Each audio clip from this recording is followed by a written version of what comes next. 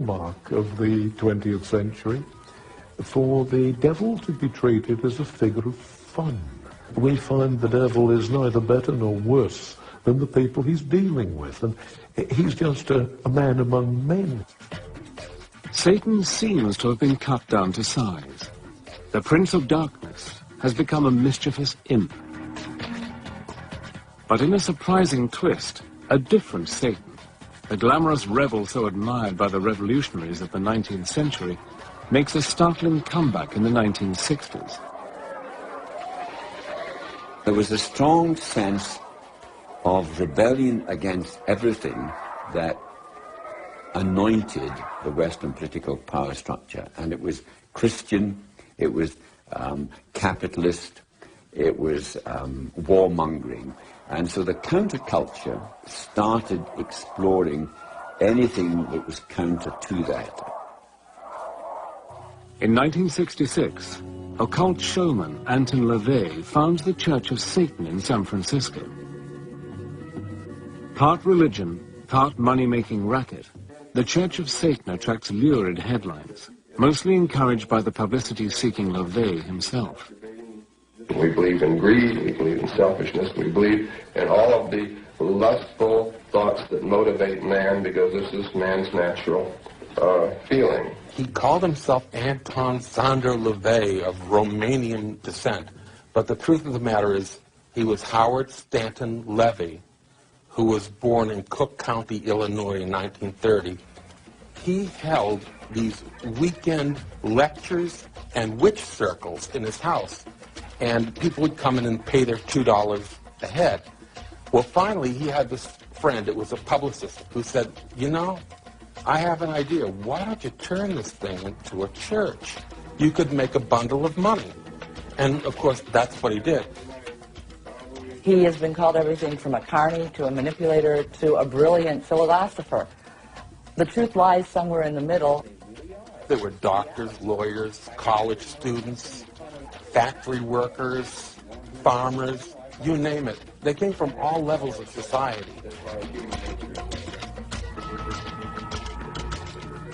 In spite of the invented rituals, mostly staged for the cameras, neither LaVey nor his followers believe in a real devil. What LaVey admires is Satan the rebel, the nonconformist, provoking the establishment. Predictably, America is fascinated and outraged.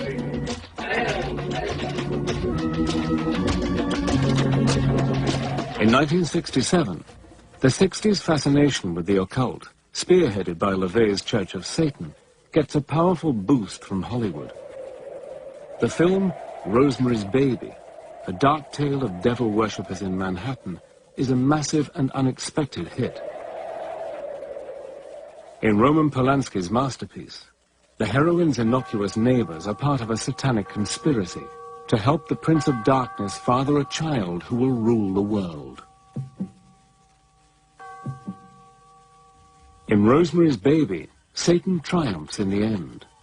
But the Christian backlash to the story comes in the 1973 blockbuster The Exorcist. This time, the devil, who has possessed a young girl, is defeated by the forces of good in the shape of two priests.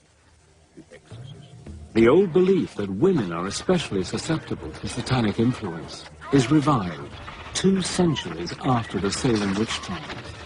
We would be seriously in error if we were to underestimate the power of Hollywood. I think the biggest impact was probably around the time of The Exorcist. I know many people I've talked to about the movie, especially those raised in a Christian household, who are very frightened by it, very upset.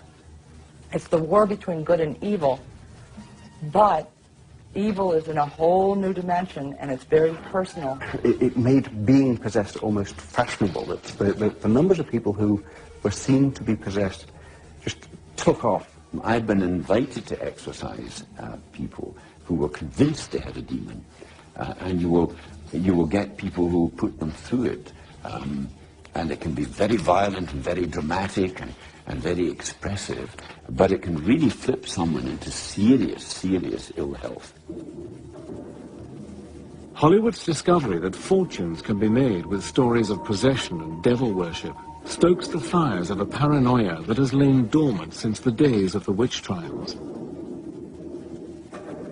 In the 1980s, stories about a vast conspiracy of organized Satanists sweep the media.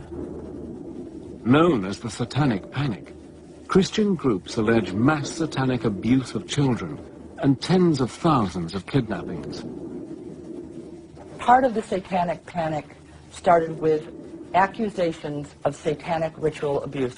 Groups of people who declared themselves as Satanists were believed to be taking people and children and damaging them. There were all kinds of dark suggestions about children disappearing and about child sacrifice and ritual murder. Although hundreds of people are arrested and imprisoned, when the FBI finally launches a full-scale investigation in the United States, it concludes that the satanic abuse allegations are all groundless.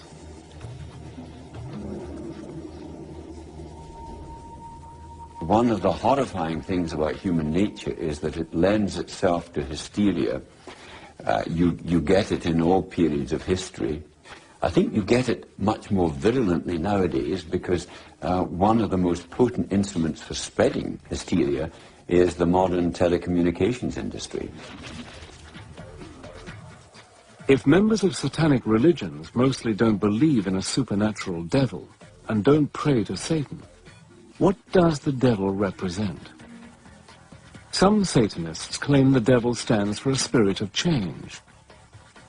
A lot of people are frightened by the term Satanism. A lot of people automatically think that Satanists are bad people. They should be no more scared of a Satanist than they should be scared of anyone else they meet. You know, what Satanism means to me is opposition and balance.